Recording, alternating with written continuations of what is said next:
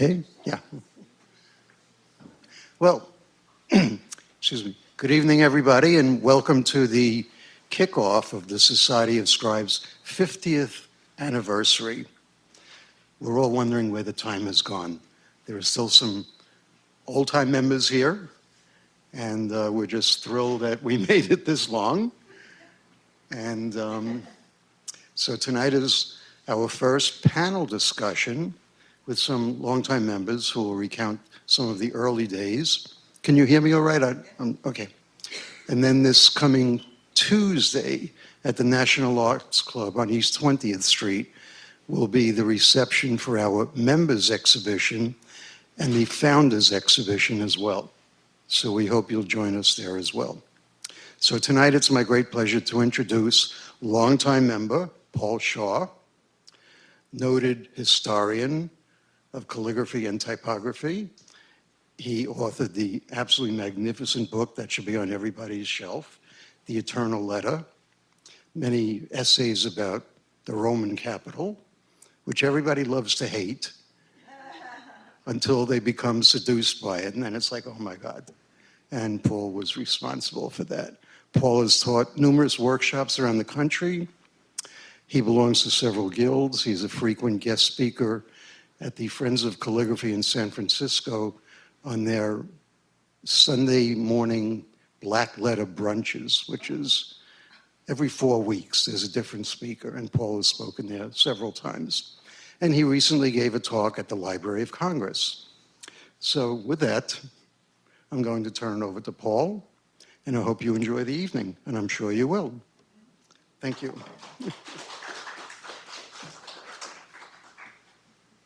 Thank you very, very much, Barry, for the introduction. Thank you all for coming this evening. As Barry said, this is the first of what we hope will be 3 events that are going to look at calligraphy from the time of the Society's founding up to the present day. And this evening's event is focused on the context in which the Society was founded, how it was created, and sort of give you the background of what things were like at that time in the early 1970s. And then the one in November at School of Visual Arts will focus on the 1980s and 90s, sort of the heyday of calligraphic societies. And then we'll do another one in December at the School of Visual Arts that will try to look at what's been happening in the 21st century in the era of computers and the internet and its positive and negative effects on calligraphy.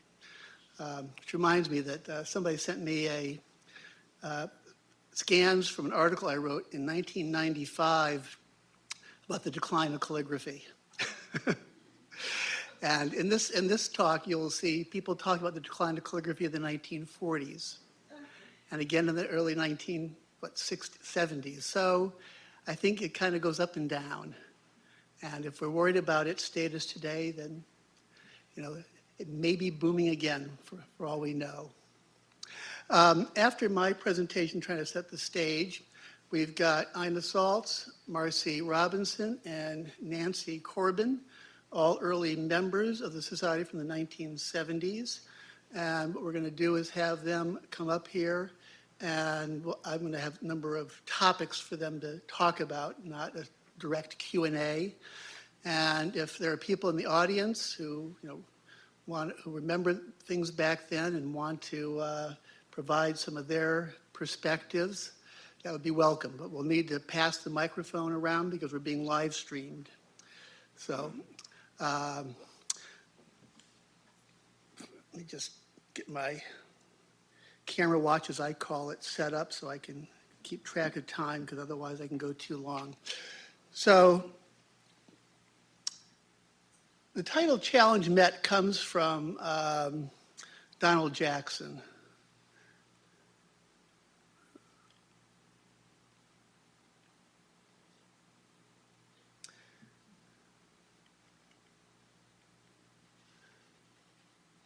I knew we were missing a slide. So Donald Jackson did a couple of workshops in 1974 and 1975, and the ones in 1974 were the ones that led to the formation of the Society of Scribes. And according to Paul Freeman, Donald and he were talking about trying to create a society in New York, and Donald wrote something in coffee on a tablecloth. So we don't have this artifact apparently anymore. And he said, it's impossible. And Freeman said, we're going to make you, drink your words, because the whole point was about ink. Make you drink your words. And that's what I wanted my title to be, was we're going to make you drink your words. But Barry and Anna insisted challenge met was more appropriate. So that's how the title came about.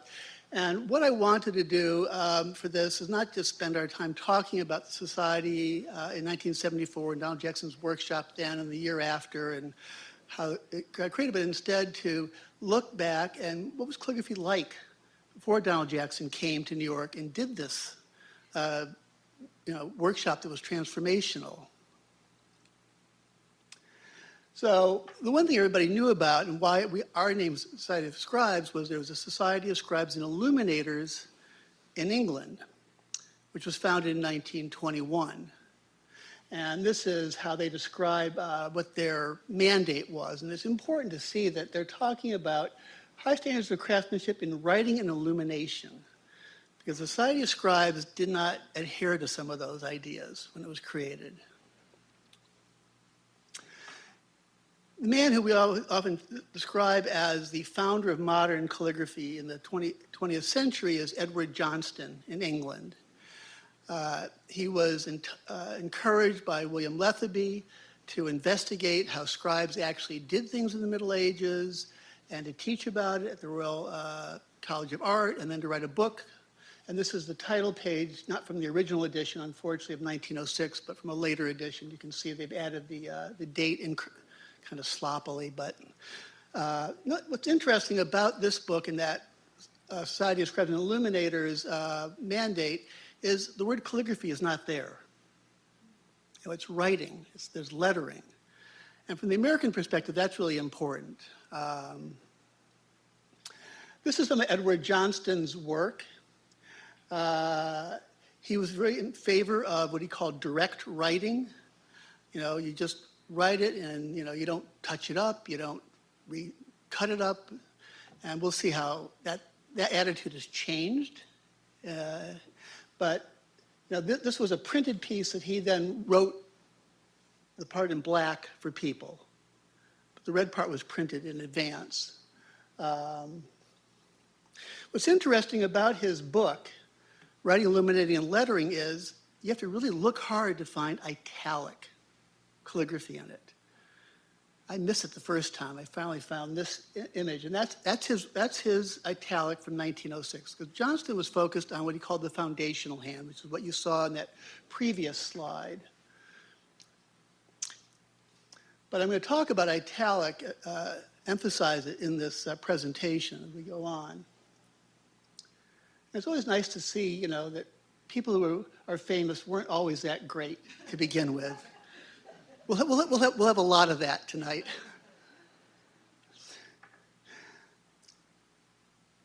A second person who's influential from England is Alfred Fairbank, who worked in the Admiralty office in London, but his hobby was promoting italic calligraphy. And what he was interested in wasn't people becoming scribes, but instead he wanted people to improve their handwriting. And he worked on a number of booklets over the course of decades. This is from 1958, one of the few I could find online. And that's his own work and not the work of other people he encouraged to share their handwriting and people who were students, which is what's in a lot of the books that he did. But Fairbank was a very influential person. They set up a society of italic handwriting, separate from the SSI, cross membership. But the goal was just to get people to improve their handwriting. This is a response to the typewriter and to pointed pen writing, which was dominant since the early 1700s.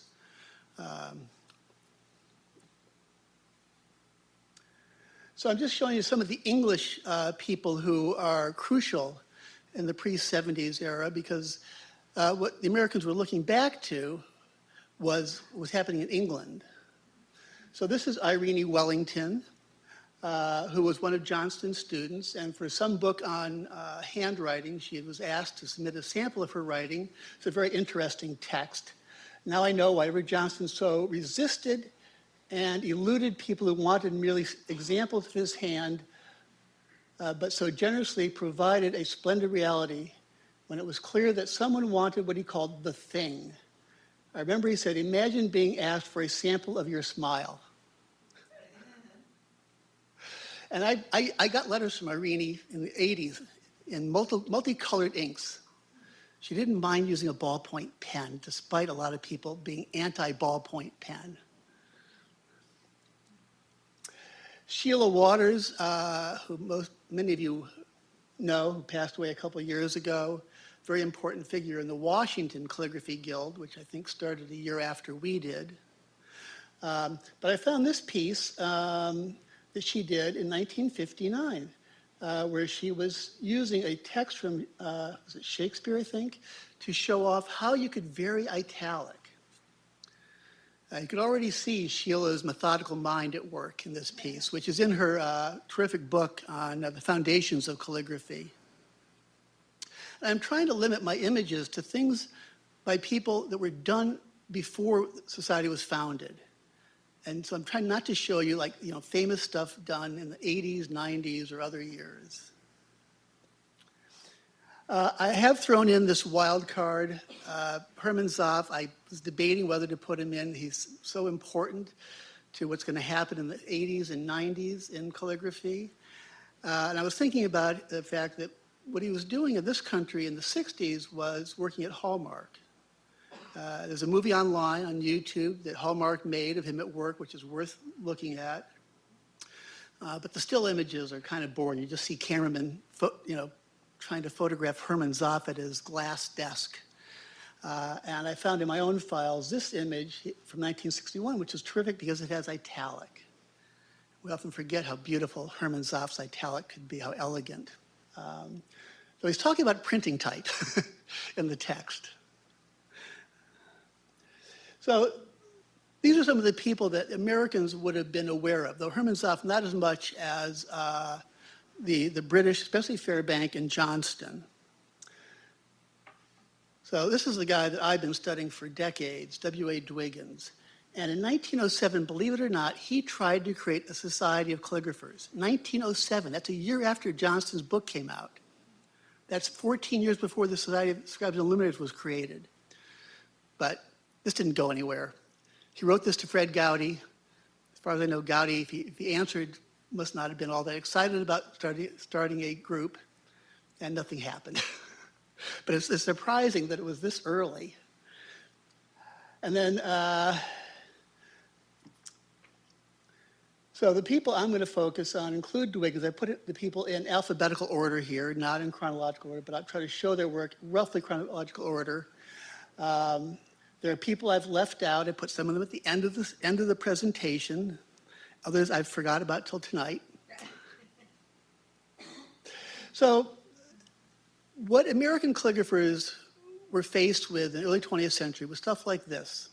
Brilliant penmanship, pointed pen. This is Louis Madaraz, one of the greatest of the pointed penmen of his day. They even did a special book about him. He was such a big deal. Or things like this, engrossing. Ames and Rollinson was one of 2 or 3 major engrossing firms in New York when I arrived in the 70s. And this is Dwiggins in 1919. This is owned by the Grolier Club. That's his version of doing a testimonial. Compare that to what you just saw from Ames and Rollinson. This is just written out. This is handwriting. That year, 1919, Dwiggins created a Society of Calligraphers. It had even fewer members than what he wanted in 1907. It had himself as secretary, had his alter ego as president, Hermann Puderschein, and anybody that he thought was worthy of being a member was an honorary member, and they weren't calligraphers. They were people basically he wanted to hit up as clients for his design, like Alfred Knopf and friends like Bruce Rogers and Rudolf Ruzicka and Fred Gowdy. This is the envelope he designed for the society, and that's one of the members, Carl Rollins, who was a printer at Yale University. And that's the letter that was sent to Rudolf Ruzicka when he was invited as an honorary member. You couldn't turn it down. But it wasn't a real society of calligraphy like the Society of Scribes or the Society of Scribes and Illuminators. It was just a vehicle for Dwiggins to do design work and get clients and give nice things to his friends. But this is where you can see what his more formal writing is compared to that Grow Your Club piece. So some other key people between the 20s and the 70s. Oscar Ogg, known for his book jackets. There's actually a typeface based on the book jacket design, which I hate. It's being used everywhere. Ogg, when I gave a talk on Ogg, I think for the Society of Scribes in the 90s, I came across a quote from a contemporary who called him the master of white paint, which is the exact opposite of Edward Johnston's direct writing. But Ogg taught calligraphy at Columbia, along with doing designs like that one. Arnold Bank, who worked as an art director at Time Life and taught calligraphy at the Brooklyn Museum and I think Art Students League, and then moved to Pittsburgh, and he taught at Carnegie Mellon for many years. And so Arnold Bank is a key figure because among his students was Alice, who's one of our founding members, Marty Oberstein, whose name will come up, Howard Glasser, whose name will come up, Lily Ronker, and a couple others. So this is Arnold Bank's calligraphy in 1948. In I think it was 55, he was on a Fulbright scholarship in England, and he was asked to do a talk at the Double Crown Club on history of writing, and apparently he used both his hands. The reports of the event all talk about how amazing this American guy was, ambidextrous doing calligraphy. George Salter was a German emigre in the 1930s to New York. He taught at Cooper Union from the mid-30s till the late 60s, and basically created almost an entire calligraphy program at Cooper Union. A number of people taught. As many as 5 people taught it at one time at Cooper Union. It was amazing. And a lot of people are graduates of that, including Milton Glaser and Herb Lubalin, who were students of Salter's. Ina Saltz is a student of Salter's successor, Don Kunz. No, required course. So but George Salter was a book jacket designer principally. And what I'm trying to focus on is these people are graphic designers. This is another one of Salter's, one of my favorites from the 1960s, Nervous People. It's also a really good book to read. It's hilarious. It's hilarious. I had to read it in a Russian literature class. And that's Salter's illustration. But that's typical this is the most typical of Salter's style, this very angular. And I'm trying to show people's quote unquote italic, because it's very different, the Americans from the British. At least in this day, very idiosyncratic. One of Salter's students was Phil Grushkin, who became an early member of the Society of Scribes. And this is a book jacket from Phil from the 40s, and his own sort of Salter version of an angular italic. And here's his work much later for one of his daughter's bar mitzvahs. And you can see, it's sort of a changed attitude, but Phil was always much interested in being very expressive in his work. Charles Skaggs, that didn't say Charles Skaggs, it's supposed to. There's always a mistake. And this is Charles Skaggs' work, and I believe it's from the 70s or 80s. Charles Skaggs was a New York book jacket designer who eventually moved out of New York to Kentucky, and he did a lot of work for University Press in New Mexico. And beautiful work. He also did almost all the Roland Barthes book covers for Hill and Wang. You can't even tell whether they're type or lettering, some of them. But this, I wanted this one because of his italic is quite beautiful.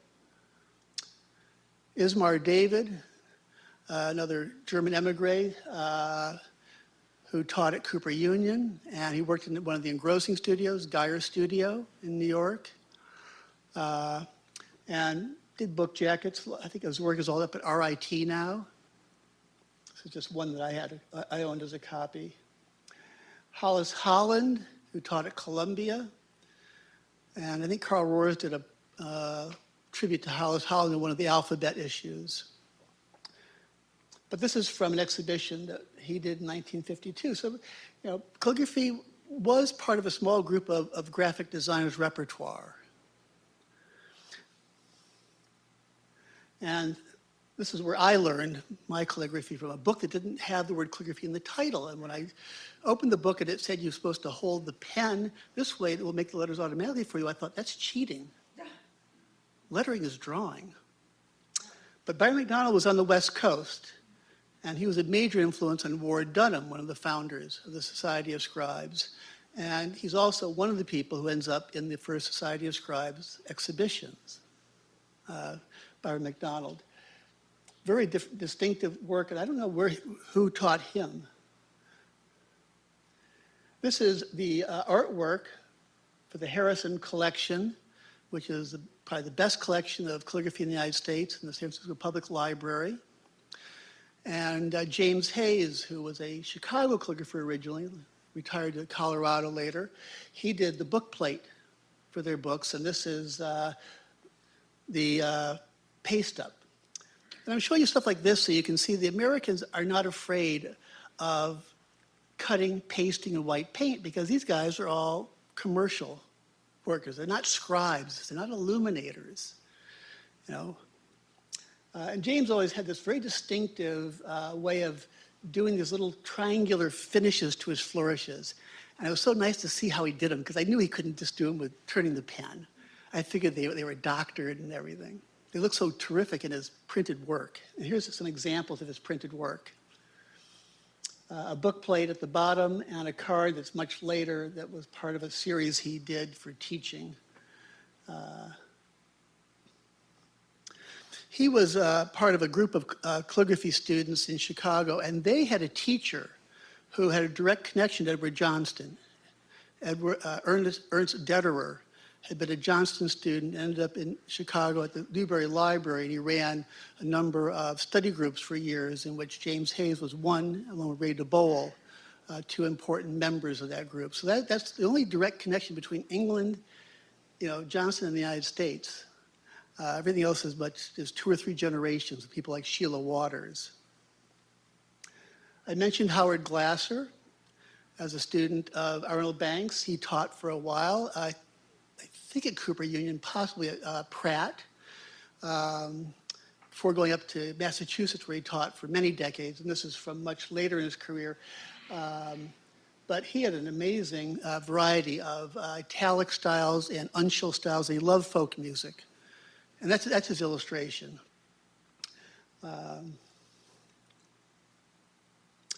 Jeannie Wong, a Salter student who never had a Salter look to her style like everybody else, a much more classical style, beautiful italic, and she did a number of book covers for the paperback editions of D.H. Lawrence, which I pulled off my wife's bookshelf for this purpose. Golda Fishbein, who's got a couple other names, G.G. Lawrence, a Cooper Union graduate who ended up in Italy working with Plain Wrapper Press and Gabriel Rummans in Verona, doing design for them, came back to the U.S. under a pseudonym in the 80s or 90s, doing book jackets for David Godine. And this is in the Lubalin Center. So I pulled the date, I think, off an online source. But a really lovely loose style. And I put Jeannie and Golda and now Lily Ronkert as a reminder that even back then, there were a lot of women in the calligraphy world, because ever since I joined the calligraphy world, women have been dominant. But when people say, where are the women, in graphic design in the past, look in the book arts. look in calligraphy, look in bookbinding. That's where they were. They're not, hidden. This is the back of a jacket that Lily Ronker did. It's better than the front because it shows so much of her work and how she's able to, mix an imitation of Rudolf Koch's Neuland with italic. That's the contents of this book on the Harlem Renaissance. It's an important book by Erna Bontemps. And Lily was one of I think the first person I ever met from the Society, probably the one who told me about the Society. All right, so I'm swiveling now from showing you some of the graphic design background of American calligraphers to a focus on handwriting, the Alfred Fairbank influence rather than, and this is Ray DeBole.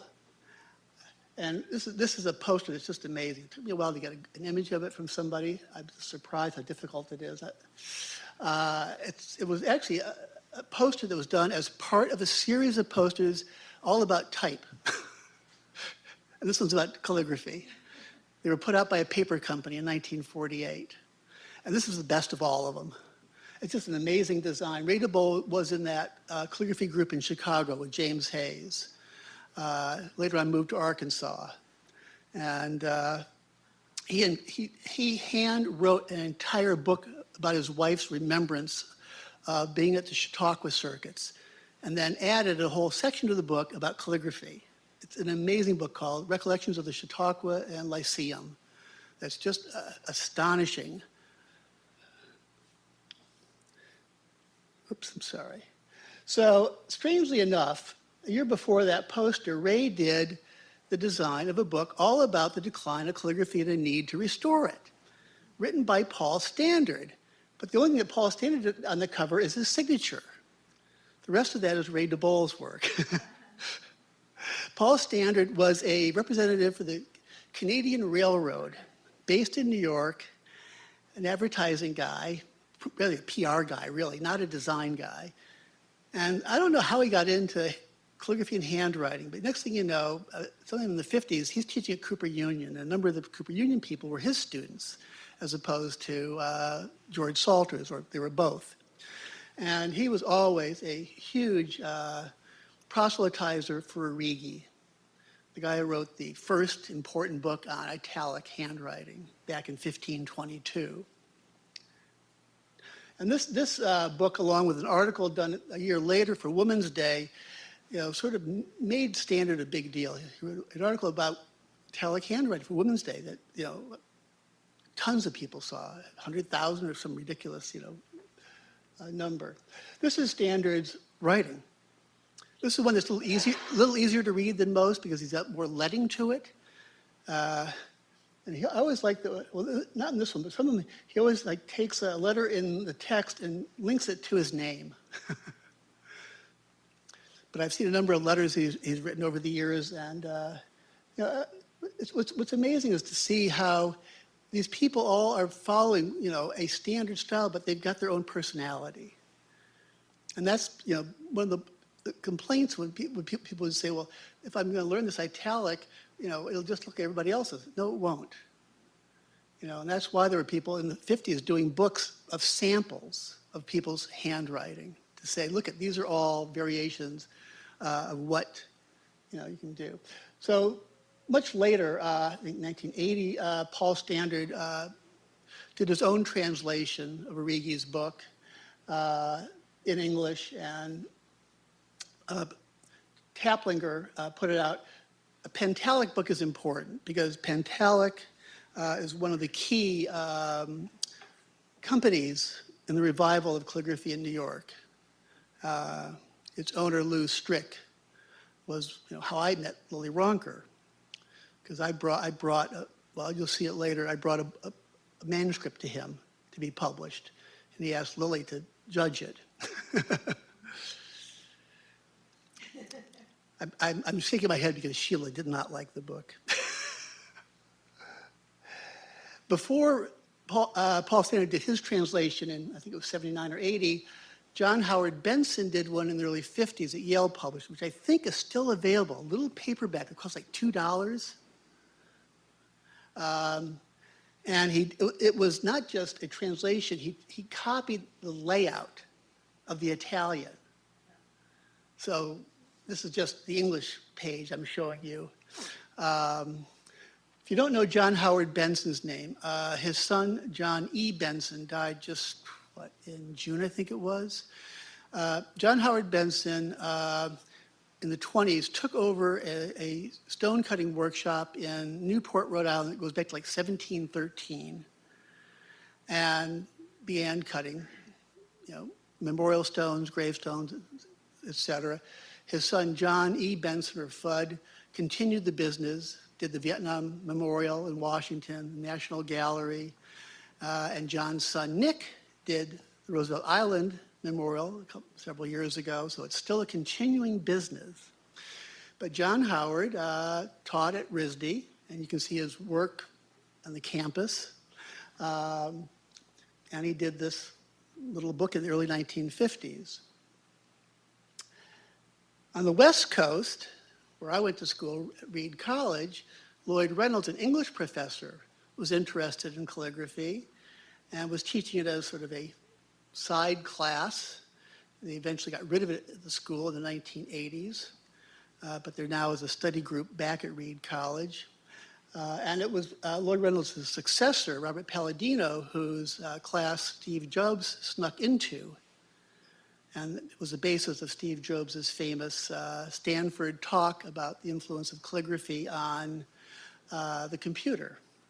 I was in Steve Jobs' class. I do not remember ever meeting the guy. But who knows?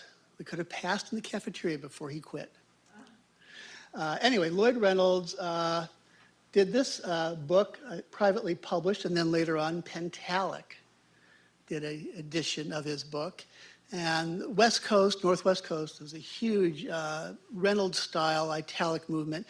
They actually had a Western American branch of the Society for Italic Handwriting. It was the only branch of the italic of Alfred Fairbanks's group in England. And what's interesting is that lettering is on this cover.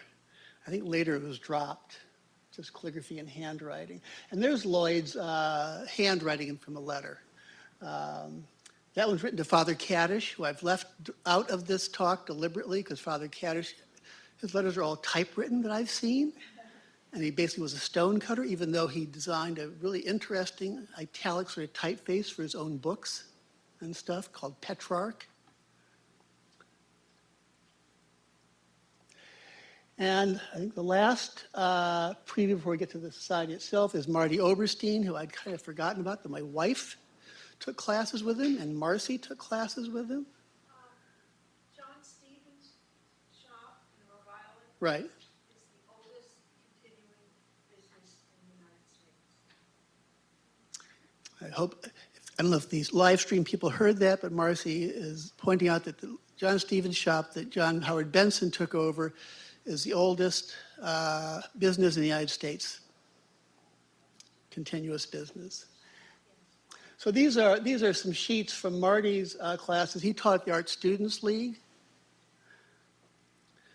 And so I'm mentioning where people taught because, to get an idea of where you would have learned about calligraphy before there was a Society of Scribes. So if you were a student at Pratt, Alexander Nesbitt taught there, at Cooper Union. In the 50s, there were some classes at Columbia. I'm not sure what part of Columbia. Art Students League had classes for a long time. Local YMCAs,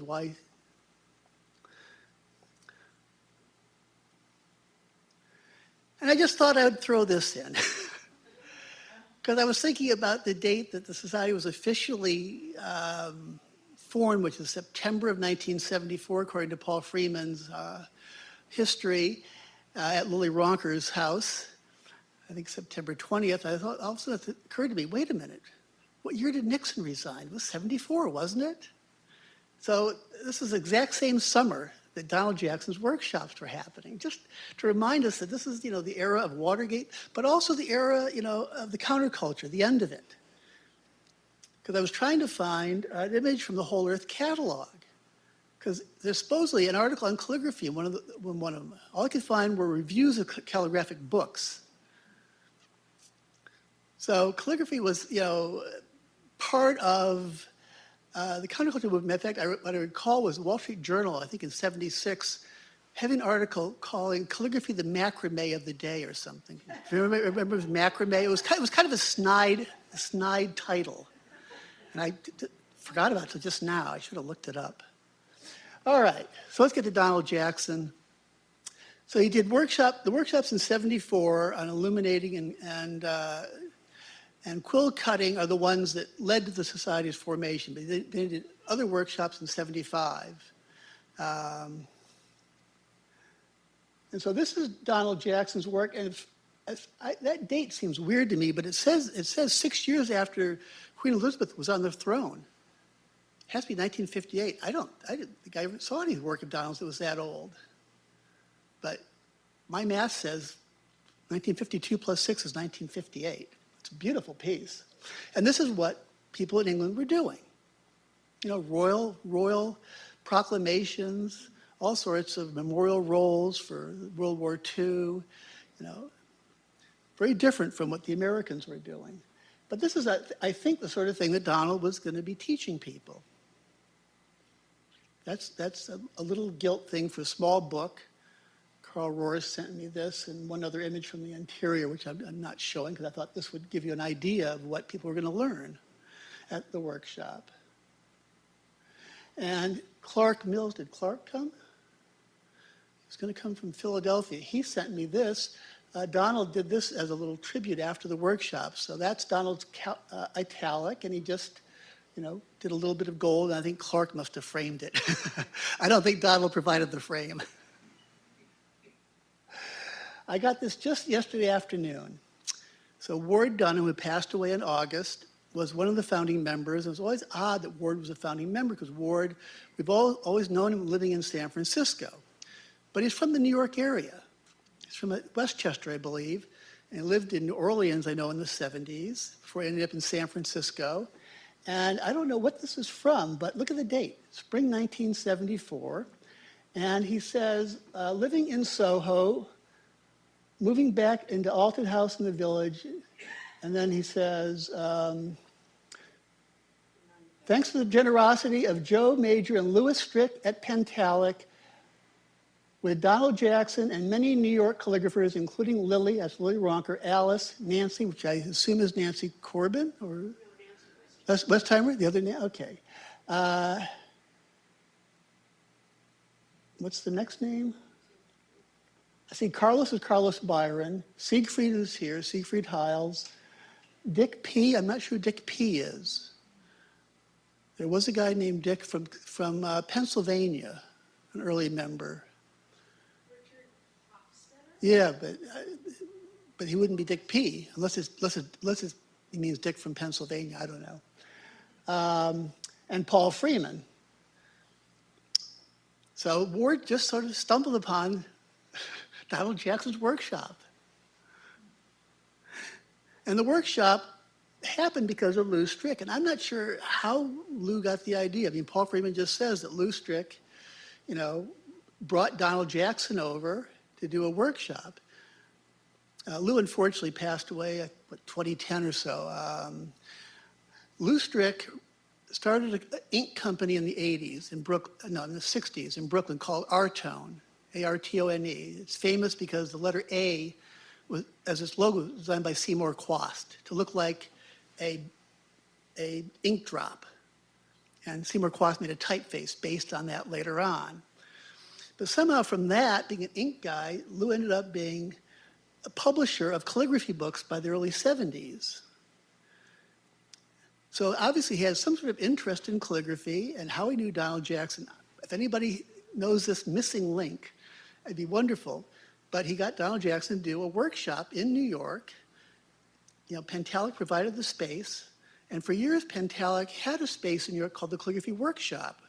This is where a lot of our events when I first joined were held, as well as workshops, talks and things. It was on 85th Avenue, close to the New School.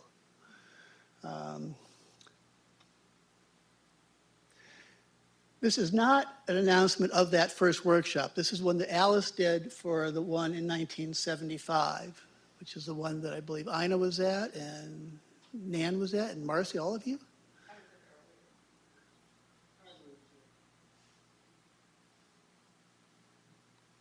So that's Alice's work.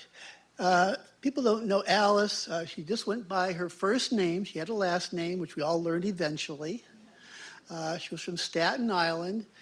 She was famous for a long time for doing all the posters, original ones, at the corner of the Morgan Library. So if you walked by that corner, there's a little case, and they were one of a kind. There's one in the Grolier Club up front near the door that she did for them. She worked for, was it Andrew Zuki? She had a graphic design background. She never talks that much about it. And most of what you see is her later work. But you can see that she has a real good sense of how, to lay out a flyer. I always like the way she joins letters like the D and the J in Donald Jackson. She doesn't do it in a way that seems forced. All right, so that's Donald Jackson without his head. Thank you, Ina. Great photograph. I know, but I want this one because he's cutting a quill. It's one of the things that people learned in that workshop. There he is with his head. and with Nancy Corbin. So the society was founded because of Donald Jackson's challenge to Paul Freeman. And according to Paul, people from that first workshop, those who could make it, went to Lily's house, and they were the founding members. So people say, well, they're 18, were they 20? Well, the number of people who were in the workshop didn't match the number of people who were at Lily's house. Because I would say, well, Ward wasn't at Lily's house. Why does he count? Well, because they count everybody in the workshop plus everybody at Lily's house. So that's Alice's mechanical for one of the early logos for the society. She did a number of them. I don't think this was the very first one she did, but you can see founded in 1974. And this might not be the very first one because it has limited in it.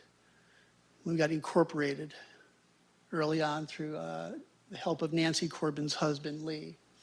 So there's Paul Freeman, whose name I've been mentioning. Paul Freeman was a painter. I'm not sure where his calligraphic interest came from. He was very quirky in his work. His Hebrew was kind of interesting. The other stuff was quite strange. His wife was a psychoanalyst. I remember going to his place to talk about things. He unfortunately died young of a heart attack. He was very outgoing, a real organizer and proselytizer. And I think when we talk about the key people creating the society, it's not just Donald Jackson, it's Lou Strick for providing support and space. It's Paul for his energy, certainly Alice for all the graphic work she did.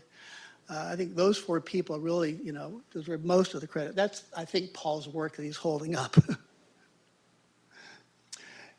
And here is Alice inviting people to join. And that's her paste up there. Some of this stuff is at Cooper Union now, at the LeBalance Center, this material. And they had it on display earlier this summer, which I unfortunately missed. Yeah, you can see there that's Paul's work, just to show you what I mean by quirky.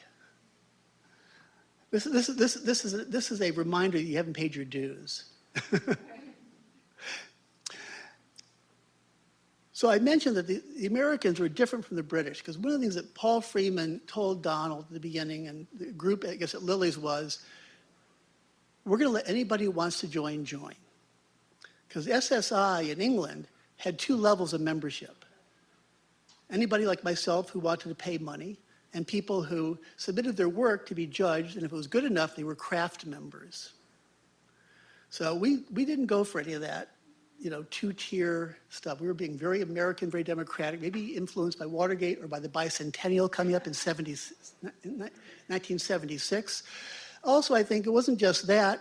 It was that Paul Freeman realized that the people, he probably knew, and some of the early members, were people in the graphic design world. They weren't people who were doing, engrossing and resolutions. I mean, some were like Ismar David at Geyer Studio, but other people were just doing, design work. The first exhibition was in Bergen, I believe. I think Abigail Diamond Chapman was probably the one who got the place arranged. That's Alice's work again. There was a show at the Donnell Library for the bicentennial. There was a show at the Henry Street Settlement. Those are the ones that I'm familiar with. They all occurred before I got here. I got here in '77, so I missed these early years. That's Donald's work from the exhibition catalog that Pentalic sponsored of that exhibition. And all the slides after this are going to come from that catalog. So that's why they're in black and white. So you can't see Donald's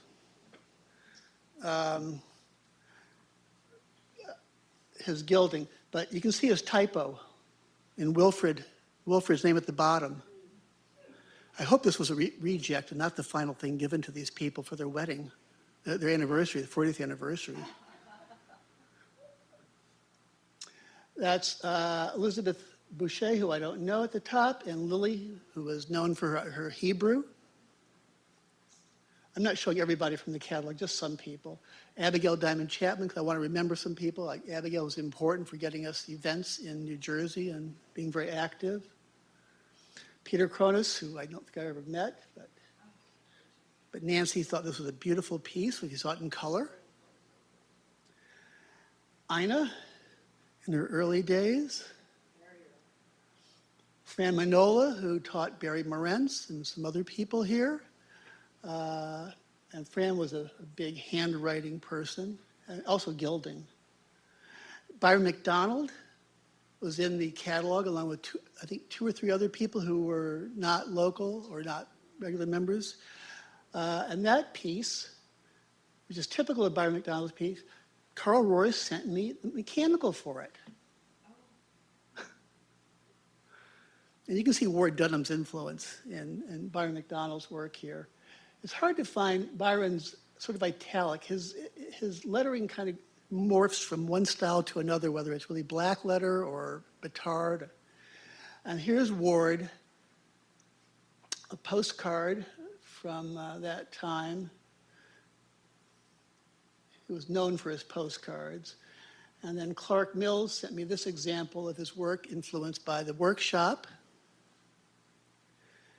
And then the next couple slides are people who I think were important early members. Emily Brown Shields, who now lives in the Southwest.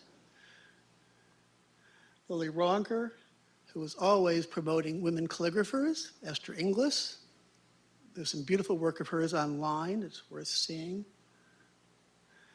Jeannie Wong, again. Pat Weisberg, unfortunately deceased, who worked at Steuben Glass and then brought Alice and Emily and Anna Pinto. Oh, and Marshall. And Marcy also at Steuben Glass. And Bob Boyasian, who did a lot of left-handed calligrapher. And then, so I want to thank all these people who provided images for me. I have a list of some of the people I left out. There's others I forgot that I left out. And at the bottom, a little reminder that Ward Dunham passed away in August. And then before we start our panel, I wanted to show some work by our panelists. So what I asked each of them was to send me something from the 70s or when you were starting calligraphy and something more recent, just so you can see how people have changed over time, like society has changed. So here's Nancy Corbin from sometime in the 70s. Here's something more recent. No, that's Alice. You sent that to me. I know, she did that for me for that treasure. I wish. I thought, this is really great. I love this piece. All right.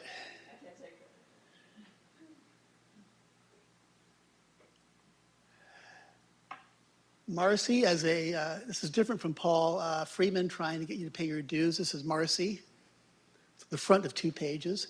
And that's my version of a logo for the Society of Scribes. and Marcy more recently. Ina from the early 80s, I think New York Times commissioned this. New York Times Magazine. And Ina just last year. Yeah, and you can't see it. I know, it's printed letterpress, it's like printed red on red. And then the book that got me to discover the Society of Scribes that I brought with me to New York from Ann Arbor in 1977, and something I did in the 1990s. All right, so now we can move on to our panelists. Yes? So I came up with some general topics for them to converse about. I didn't want to do, some sort of 60 minutes Q&A grilling anybody. I guess I will grab this microphone if I can and move over there. Paul, when, Yeah? how does this work? I think you're just talking to it. Just- Talking to it. Okay. Closer to your mouth. Yes. He said you don't have to. Oh, really? When the school was at the Parsons School of Design, the calligraphy workshops, before you walked into the classroom, Donald painted on, don't press the button. Okay. Donald did the logo on the outside on the wall that said the calligraphy workshop. And then when Parsons sold the building, that, I don't know what happened, somebody painted over it. I don't think Parsons owned 85th Avenue. Well, wherever It the, was the Pentalic. right, well, Calligraphy workshop, Donald did the lettering. Oh, I know why you're thinking about that, Marcy. The calligraphy workshop was created by Pentalic, and then they sold it as a business to the new school. Oh, okay. Step in between. Oh, okay. It became the calligraphy workshop, which was part of a business called Know-How That's Workshops. right, Guy Allen. And there was someone teaching wood crafting and Oh, that's Linda Danhauser, and she's reminding me that Guy Allen took over it, and they moved it to 17th Street. Right. So, but That was Donald, much but Donald did the Yeah. logo on the wall as you entered. And then when the building was sold, who knows what I happened? thought that it was sold to the new It were. school. I don't remember. All right. All right, I'm going to get back to how we were going to plan this. So I was asking everybody to introduce themselves so you know them beyond their work. Okay. Okay, well, unlike all of these distinguished people who are used to speaking with everybody, I'm sitting in my little studio for 50 years. So Who anyway, are you? my name is Nancy Corbin. Yeah, I think I'm the oldest member of the group of first being there because I was at that 1974 workshop. So Donald, he did a week and then he did a weekend. And I had a little new baby, so I just went to the weekend. And when they formed the society, Paul asked, my husband was just a new lawyer, and he did the legal work for incorporating us. So that was nice. And so you asked us how we got it started, which we originally didn't know. Well, one of the things I wanted each of you to just say is, well, what was your calligraphic experience before you discovered Donald's workshop? Okay, so I'll tell you that. But I have to say the workshop was breathtaking. His work brought tears to my eyes. It was just so beautiful. But he was funny, Donald Jackson. He was so talented and sharing of all his talent and everything. Very funny, and spontaneous. You never know what to expect. but it was really life-changing. It was a beautiful thing. If you're not aware of Donald Jackson's humor, he did a book called The Story of Writing, published by one of the pen companies, and they made a movie. You know, and the famous scene is where he's poking an egg yolk. Anyway, so, but that was really nice. But he did say, he encouraged us to make a society so that, because nobody knew what calligraphy very much was How at the did time. you get started in Yes. calligraphy Yes. before Donald? Before Donald, okay. So I went to Cornell University, nothing about calligraphy, nothing about art, but my roommate was Chinese, and her father used to send brushes and inks and stuff. So we, in between classes, would practice doing Chinese calligraphy. So the first thing I ever learned in calligraphy was "I love you" in Chinese. And that was it. Then we came to New York, and we were both working. I was educational editor at Games for Industry. We made educational games. And Barbara, now this is something that would probably never happen today, but Barbara and I used to, once a week, do something in the city. So she was in the subway, and she saw somebody was holding up a New York Times, and there was an article about these couple. They were in their 80s, and she was a calligrapher, and he was a grocer. And she said, "Oh, look at this calligraphy, blah." We called her up, this calligrapher, this woman, she lived on Park Avenue, a little studio apartment. And she said, "Oh, come on over," which would, probably never happen today, And so she said, "Okay, and you two sisters," Barbara was very Chinese looking, but "you two sisters are so cute, I'll give you lessons." And so we took 10 lessons. It was only script. That was all I knew. I didn't know anything else about anything. $10 a lesson. My father thought, "Oh, wow, that's expensive." But that paid off very well.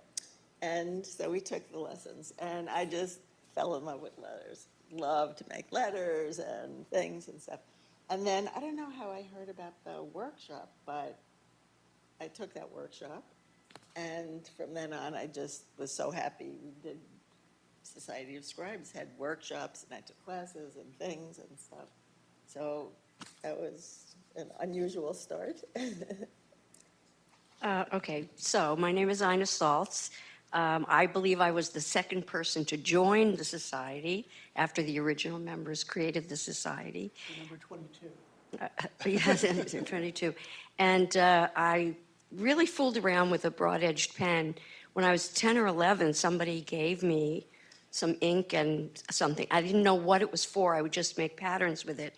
And then when I went to Cooper Union, it was a required course for all art freshmen. And there were indeed 4 or 5 people teaching at that time.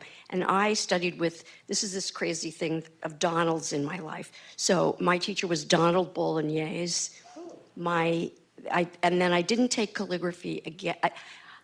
I liked it, but then I saw an exhibition of Don Kunz's more advanced work in my junior year, and I asked permission to take an extra year of calligraphy with Don Kunz.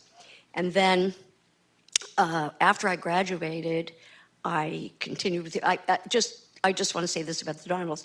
And then there was Donald Jackson, and then I was teaching calligraphy at Cooper Union in extended studies, and one of my assistants was Don Rude. And then I have another very dear friend who took my calligraphy course and has become a lifelong friend, and his name is Donald Partika. So I don't know, that's just so crazy, but I had to mention it. So in 1975 or 6, I started teaching at Cooper Union. Oh, a picture of me teaching teaching calligraphy at that time. And I really do not know how I came to know about the Society of Scribes, or how I really can't remember, but you can just put it over there. And there was a second workshop that he taught that was, I think, 2 weeks that I took. And I think it was 3 weeks. maybe it was 3 weeks. It was a lot. Huge commitment. It was a big commitment. at 85th Avenue, and 85th Avenue was our, base of everything. Okay, so then Paul asked that I would also say what I've done since then. I think at that time I was working for William House Regency, which was they had your paper trousseau, and I would be designing wedding invitations and greeting cards. And then shortly thereafter, I became the associate art director of Q magazine. And then my career in graphic design was really for 22 years designing magazines, including Time Magazine and Business Week and a lot of big magazines. But I always did calligraphy, even though every day I was working with typography. It sort of informed my typography. Anyway, so, and then what else did you want to know? That's it, okay. No, I wanted, you realize how people may have started out in calligraphy and how they, blossomed into other areas. I'm the last one, huh? I'm the last one. After I got out of graduate school, my background is science. I have 2 advanced degrees, and when I got out of graduate school, I wanted to take classes where it didn't require me to think. So I started taking cooking classes, and then I discovered Franklin Hansen, who was teaching a beginning calligraphy class at the Montclair Adult School in the early 70s. And then I discovered Marty Oberstein at the Art Students League. And then while he was teaching, I read about the Society of Scribes because of the lecture that Donald was giving at the Donnell Library. And I became a member of the Society of Scribes in 1975. And I took a class with Alice. That was the first class that was offered by the Society of Scribes, and it was Roman capitals. Oh, Yes. that's a way to start. And I also took I think it was 3 weeks of Donald Jackson, or maybe it was 2 weeks. 3 weeks sounds like what I've read. I just Yeah. how could it be so long? How much time that people had to do that? And then Sheila Waters gave a workshop during that same period. And I started going down to her studio down in Maryland. And I would drive down on the weekends because I couldn't take any classes during the week because I was busy working at different endeavors, either in the pharmaceutical industry, or then I started working for Vogart Crafts, which Abigail Chapman's husband worked there, and I started doing paste-ups and mechanicals there. And I left the pharmaceutical industry. I said goodbye. And I would go down to Sheila's on the weekend, and I would sleep in her basement studio, surrounded by the Trajan column. And then I've been taking classes from the Society and whoever for the last 150 years. And you've been leading classes. Oh, yeah, no, definitely. Just my background, born in Ann Arbor. I went to Reed College not knowing it had a calligraphic tradition. I was self-taught, and when I got to Reed, I basically avoided the calligraphy people. I met Lloyd Reynolds when he was teaching at the Portland Art Museum, because he retired 2 years before I got there. And he asked my background, and then told me to burn one of the books I learned from. I had it rebound in hardcover.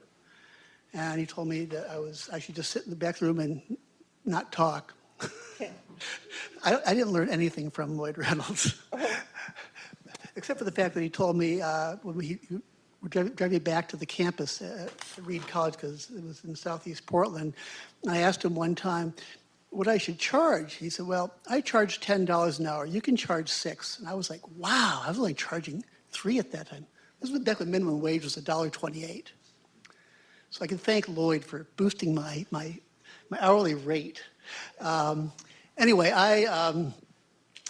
after Reed College, I came to New York to go to Columbia and In between, I spent a year back home, and I began writing a book on blackletter because I loved blackletter. Rudolph Koch was my inspiration, not Alfred Fairbank, not Edward Johnston. And I brought this handwritten manuscript on what I thought was vellum, it was tracing paper, to Lou Strick, and he sent it out to Lily Ronker, and she, made a few comments, but said, okay, do it. And that's what you saw the cover of, the blackletter primer. Sheila Waters reviewed it harshly, but there are people still ask me for copies of it. I only have one copy. You can try to find it online. Anyway, I think it was through Lily that I discovered the Society of Scribes. I think she told me about it, fall of 1977, but almost immediately I became workshop chairman and some other roles, which are some of the things will be for our next talk. But after that, I did a lot of things for the Society, and then began doing what should have been my dissertation at Columbia on the work of W.A. Dwiggins. It's still ongoing. And so I've spread out into teaching myself typography, graphic design, doing design work to pay for Columbia back in the 80s. And now I'm focused on type history.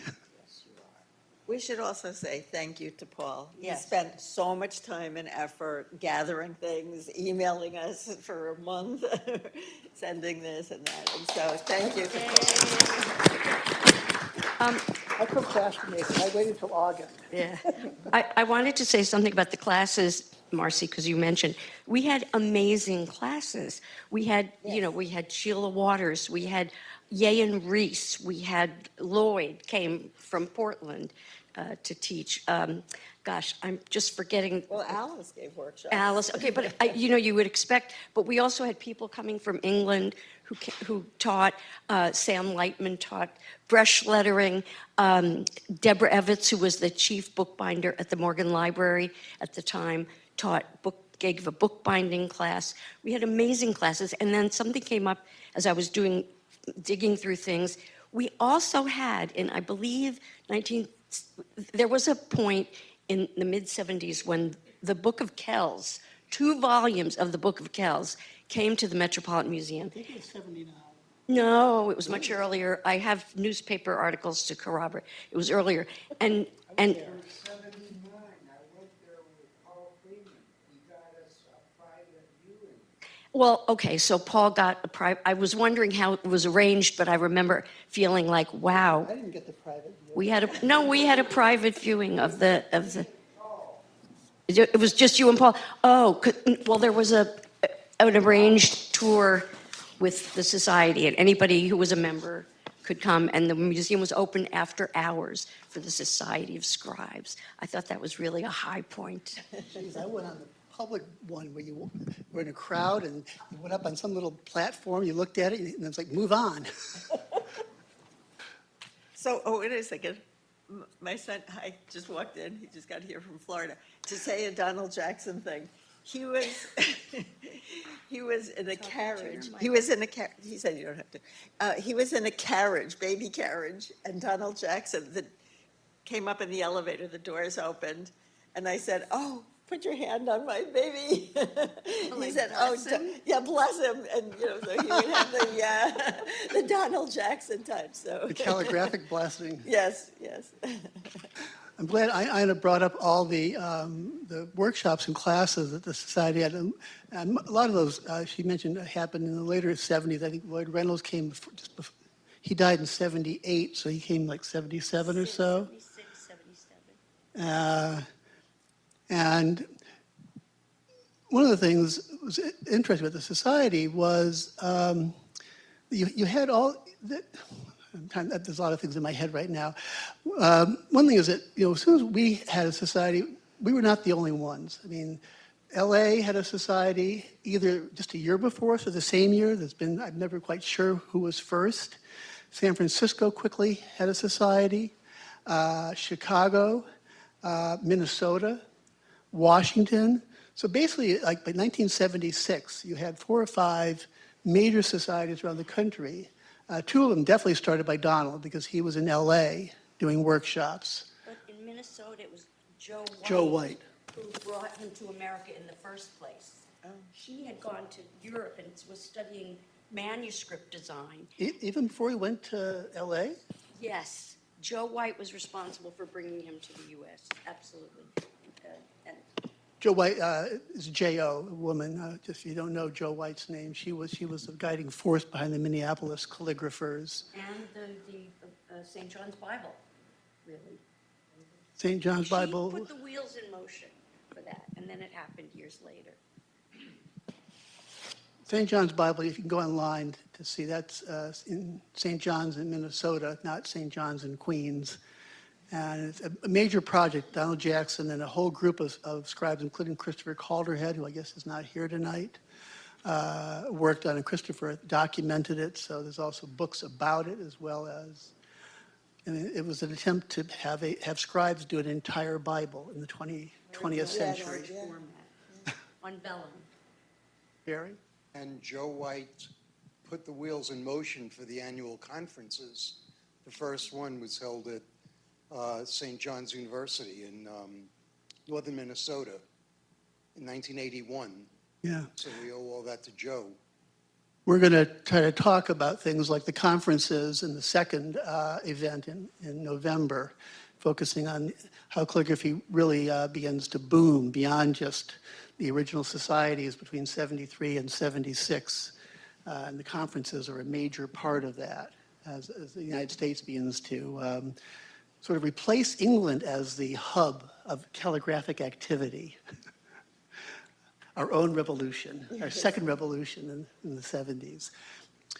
One of the things that I was curious about, I asked, Ina and Marcy and Nancy about, who their first teachers were, and I was also thinking about, what sort of books, what sort of sources did people have? I mean, when Dwiggins and people like that were working, they basically had Edward Johnston's book and various odd books on lettering or on engrossing. I mean, there really wasn't anything. And when I started teaching myself in the 60s, there were very few books.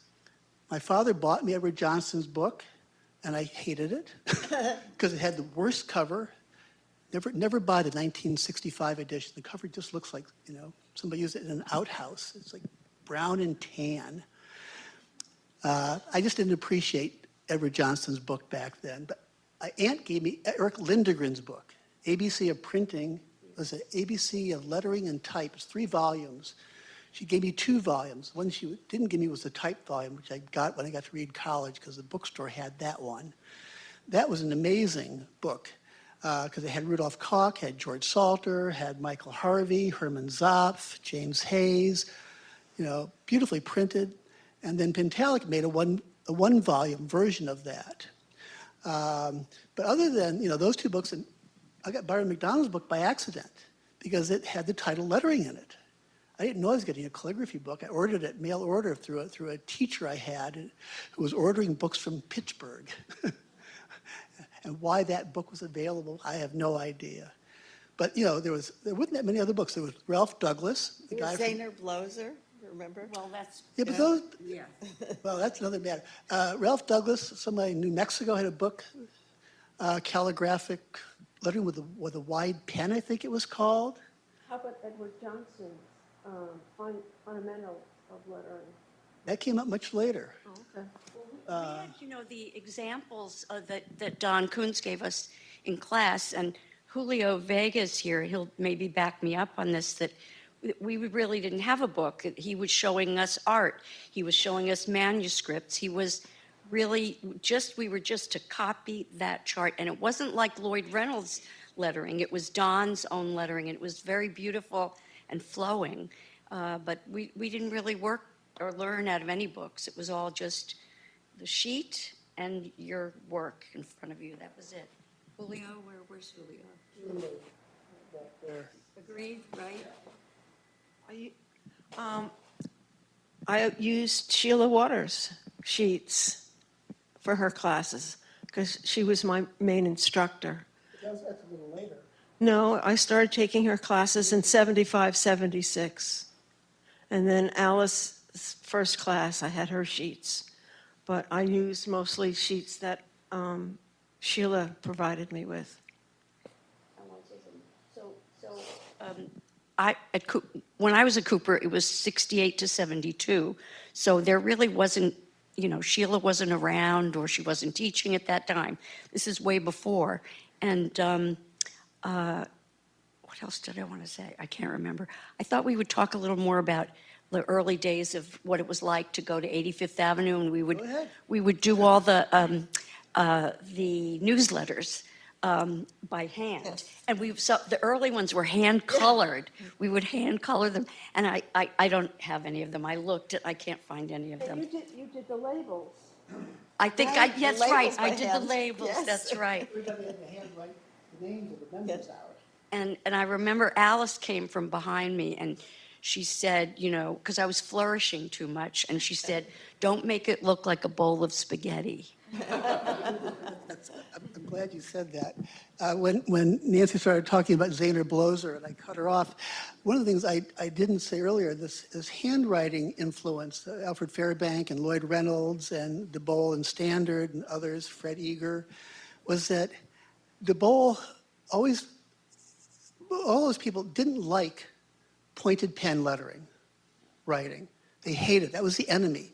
And De Boll called it spinach, a phrase that has always stuck with me. And I used to think, why spinach? But I think it was because what they didn't like was all the super flourishing. It was just, that it wasn't It's still plain and popular simple. today. Yes. It's more popular, and that's one of the things we'll get into the next two events, is how what used to be the enemy has probably won the war. I mean, people love pointed pen lettering today, but back in the 70s, that's what people were fighting against. And yet, you could see some of it in the slides, even back then, because I think, the American society was really open. And Ina mentioned Sam Lightman, who taught an early brush lettering class. And I remember, she sent me some images, which I remember, of Sam with newspaper, because you would use the newspaper as your guide. Because the columns. Yeah, you put them sideways. And then He was a sign painter. That's how he made his living. And sign painting and brush writing has become a big deal since then. Actually, the earliest person to do hand-painted lettering for TV titles. He explained that to me once. Oh, wow. He was an historic individual. If people couldn't hear what Robert Rubin was saying, is that Sam Lightman was the first person to do brush lettering for TV titles, correct? he was very modest. What was interesting. Back in the late 40s, early 50s. But These would have been things on boards that you would have held up for the camera, probably. my agent designed and lettered the Salem Cigarettes logo. He was also an identical twin, if anybody noted that. Also, I just want to announce, I have some old publications. They're 40 years or more old that I want to give away. And we can have a drawing for whoever is interested. Or if it's only a few, I'll just give them to you. So, What do you mean, like old newsletters from the Society of Scribes? yeah, the Paul Standard issue. There's a lot of illustrations. Anyway, just stop by me if you're interested in picking something up. Well, Or if there's a lot of people, we'll have a drawing. or you You're can, the or you can director. contribute them to the archive, To the archives. at I think they at should. Columbia. I know Nancy brought a couple old things I too. have the archives. Well, the archives are scattered about. Well, Is no, there something at Columbia? Yeah, in the 90s, Robert and I and Brenda, whose last name I'm forgetting, Brenda had a lot of stuff at her mother's place in the 90s, and we moved it to Columbia. But the archive, as far as I know, has not been kept up since then. But it's there. There is stuff there, because Fawn was looking at stuff just a few weeks ago when I was up there. Also a show at the Brooklyn Museum of Calligraphers from Brooklyn, and Alice got included in there, and So did I, and Eleanor Winters, and plenty of other people. I don't remember. I just remember I was concerned because it was anonymous judging of the work submitted. So I did 7 or 8 different pieces in different styles because I have quite a few styles that I've learned over the years. And to my astonishment, every one of them was accepted. And then people were annoyed when they found out I did them all. Hey, politics is everywhere. We have, there's a lot of stuff for us to talk about in the next event, where we'll get into more exhibitions and also the publications that I did. Robert was involved in one with myself, Calligraphy Quarterly, as well as the different topics that the society began to do. And what was interesting about Sam was he was one of the first things that got away from broad pen, doing the brush lettering. And he wasn't, doing Father Caddish Roman caps. We were talking about commercial, brush script and stuff of that sort. And that's one of the things that interests me about the way the society started out. That from the beginning, as Paul Freeman said, we're going to make this open, and it's managed to be that way. We talk about Paul Freeman a little.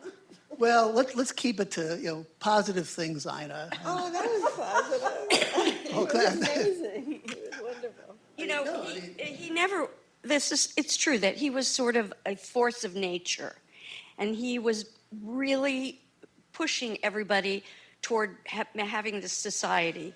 And, but he was also a little bit of a tyrant and a bully. I hate to, I hate to speak ill of the dead, but, and he was not a good calligrapher. Let's face it, he was a terrible calligrapher. Terrible. But he's enthusiastic. He had all this energy. I think he once said he only slept like 4 hours a night, which probably contributed to his early Smoking. and the smoking. But anyway, so the society at first did not have a structure, really. Paul was sort of the self-appointed head. He was the first president, But technically Ina was the first. I was the first president because no one else stood up to Paul. I would call him on things, and I think I was seen as someone who would, counterbalance him. Really, I should not have been the president. Alice or Fran or Jeannie or one of the elders, and They were all too they did not want to they did do not it. want to. They did not want to. So it was me. I was very young, what can I say? But to be fair, he was very talented, very prolific. He brought us all together. And he He did was start the calendars. He was responsible for the calendars. Yeah. He did a lot of good things, but he would have been president for life if he was allowed to be. And everything would have been his way or the highway. Because the first calendar was a wall calendar. There were two. One was a poster, and then the other one was 12. Society of Scribes engagement. Marcy, I have some calendars. No, the one was a wall calendar, and then one was a bigger 12 months, and then the smaller calendars. Yes, there was, right. But he was responsible for pushing. There were 3 examples. Well, those are the later ones. yeah. These were in 75, 76, They're 77. not. They're 78. Yeah, There I it have- is. yeah. 78, 80, and probably 79. Yeah, I this have is some 79. earlier ones They went up as to well. 84. Yeah. Wow. Huh? Yeah. I'm I an have art those historian. too. So, yeah, it took a lot of energy to get things started, and he really, I give him credit for that. But, yeah, he's. All right. I don't mind comments like that. So Ina was the first elected president. And I forgot now who came after Ina. Mort Siegel? Yeah, Mort Siegel, I think, was the. Actually, I joined in 74 in September. There was a lady whose husband was a real estate maven. She had an He has artist a good friend, voice. Barbara Gainey, who said to her, "You know, there's a Society of Scribes starting up. You should tell Robert about it."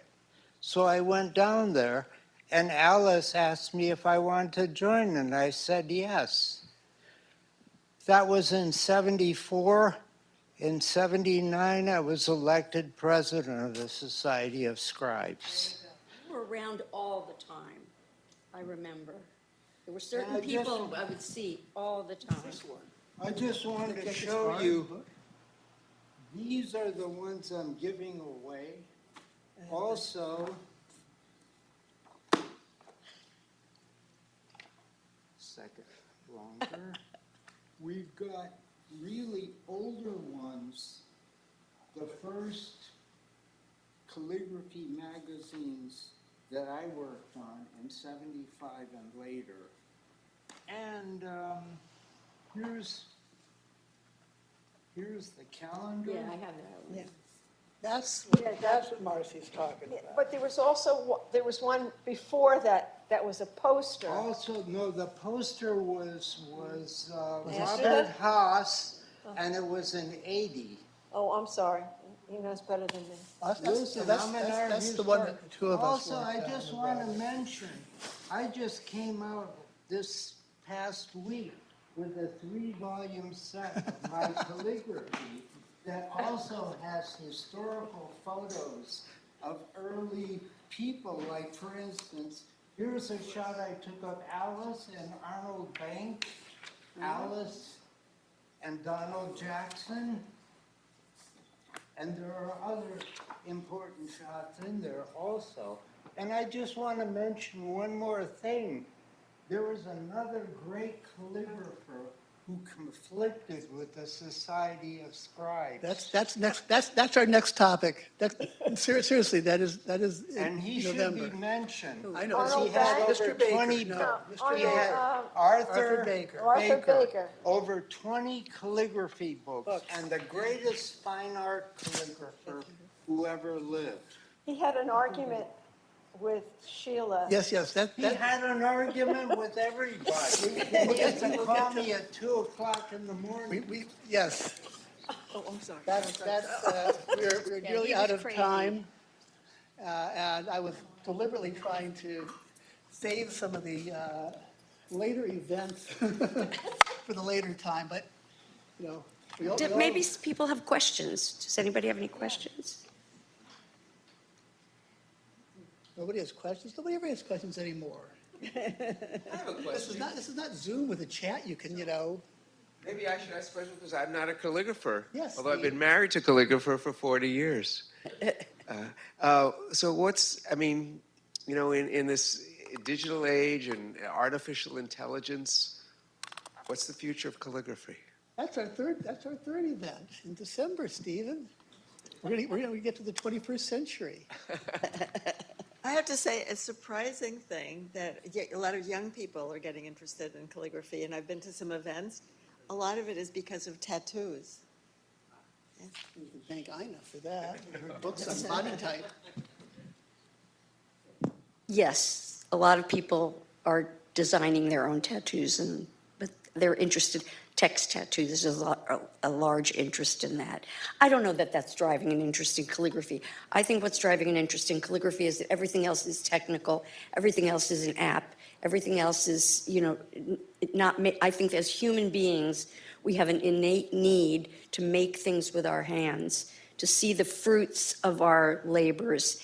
And I think that we're so surrounded by technology that people are looking for ways to connect with their humanity and other people's humanity. So I think there will always be a future, to answer your question, I think that. for calligraphy. In Ina's response, she gets back to one of the things I think helped drive the society originally in its formation, not just here, but also in Chicago and LA and San Francisco, and was the counterculture movement and, anti-machine. And especially, and what was happening in design schools, at the end of the 60s, they were getting rid of calligraphy. They were going for Helvetica and grids and typography and phototype especially. And that's, and people like David Lance Goins in California and Whole Earth Catalog, I mean, they were part of this, craft movement. We're sort of in another, another time that's similar to that. But it is interesting and surprising how many young people are doing IMPATH, the International Association of They're the Master Finnish people. Penmen and something. Huge. They have these huge conventions, and there's a lot of interest. There was a time when the society had over 1,200 members. That was during the time that I was president. And Claire Booth Luce was one of our members in Hawaii. She subscribed. And, just putting out the members directory was a lot of work because there were so many members. It surged. I don't know. It surged beyond that because 3,000 when I was president. 1,800, Really? I think 1,800 was max. before there were as many local guilds around the country. What about Once now? the local guilds sprung up, people belonged to their local ones and didn't need to be a foreign. Well, getting ahead of ourselves, in the early 80s, the time that Robert Rubin's talking about with Arthur Baker, we had, I think it was like 1,500, and then an event that we'll talk about next time led to a almost drop of 50% in the membership. It's gone up and down, but we're not at 1,500 anymore. Barry? Yeah, getting back to the future of calligraphy, young people. I guess about 5 years ago, I was asked by a member of the society who was teaching graphic arts at SVA if I would give a presentation to her students on the history of calligraphy. So I said, sure. So I wrote in a whole bunch of slides going back to ancient Greek uncials. And it was probably the first time in years that I had spoken to 18-year-old people. And I brought in some Zig markers, broad-edged, and distributed them, and they were fascinated by it. And a question that was asked was, well, calligraphy is a dead art, isn't it? And I said, no, it's not a dead art, it's a niche art. I said, wherever there are people with taste and an understanding of finely wrought things, there will be a demand for it. And I think that has proven to be quite true. It will never die. Oh, yeah, I was waiting for him to finish his question. I was going to. Thank you. Related to what you're saying, though. Oh, but finish what you were saying, though. Finish what you were saying. I didn't mean to interrupt you. Okay. My question really was also related to the idea of modern calligraphy or where it's going in the future, especially with the relationship that you guys were talking about with younger people. Part of the experience with calligraphy for me is almost exclusively digital, right? Because when I was growing up in the 90s and the early 2000s, that was the majority of how you would read things and how you'd see types and scripts and stuff, right? Books were going out of print, newspapers quickly went out of print. There weren't a lot of options to actually enjoy calligraphy. So part of what actually got me interested in other types of, things other than just typefaces and fonts was kind of what you were saying earlier about tattoos. I decided to get a tattoo on my body, and I spent hours looking over different types of fonts and understanding and learning how the fonts actually function and the design behind it. And then that kind of transitioned over into 3D art, because I think the next step of calligraphy is going into the third dimension, as we're now going into augmented reality and virtual reality as forms of media that you can take in with now multiple senses, I was just wondering how you guys felt about that 3D calligraphy. Well, I have I'll an let answer for that. somebody else answer. Well, in typography, I've spoken a lot about how typography works you have to consider a lot of things. People might be walking through the type, and the type might be shape-shifting as you're walking through it in virtual reality or augmented reality. So I think calligraphy is just the same thing. It could exist in 3D, it could exist in a lot of ways. Of course, it's going to be quite different, as it's going to be more sensory, a sensory experience. Sensory experience, reminding me to hold the thing up. Okay. But how do you think that is going to change the art form itself? I think that you're still going to have to do it in 2D to make it, and then import it into, as far as I know, that's the only way to do it. You can put a glass cassette on right now, and you can model something in 3D with your hand, right? But it's not calligraphy. But why not? That's my question. Why isn't it calligraphy? If I'm designing a letter and I'm taking in mind what its form is going to be and the emotional impact it's going to have, how does that differ from a sculpture, right? Well, because you're moving around it and through it. It's different from a sculpture. You can, it's transparent, really. I have to I say, think I that's was not- the earliest calligrapher to be into computers. I got my first Mac in 1985, and I have developed a style based on handmade letters that I draw or write with my fingers, scan it into the computer, and then do wonderful things on the computer. But the basic letter is hand done. And that's the whole idea behind my art. And if you want to see it, it's on the internet at rubianart.com. I have an extensive website, and I have books. And a new one is coming out soon. It's called My Calligraphy Coffee Table Book, which is a compendium of the calligraphy I've done in the past 60 years. So the computer is not alien to calligraphy, but calligraphy is art originally done with a hand. Thank you, Robert. I think it's time for us to wrap up. It looks like it's a little bit after 8 o'clock. Are there any last minute questions? We'll get back to the future again in December, talking about On a the. historical note, when What? I first started doing it, Higgins Eternal was 25 cents. So now I think it's $7 or something. I remember not buying a book on calligraphy because it cost $9. When, what? Never mind. When I was in high school, I didn't buy a book on calligraphy because it was $9, and that was way too much money. Well, I am having a hard time finding 14 by 17 practice sheets. They don't sell it at John Neal Books anymore. I'm starting to teach a course at our synagogue, and I can't find the 14 by 17 sheets anymore. I went to John Neal, I went everywhere.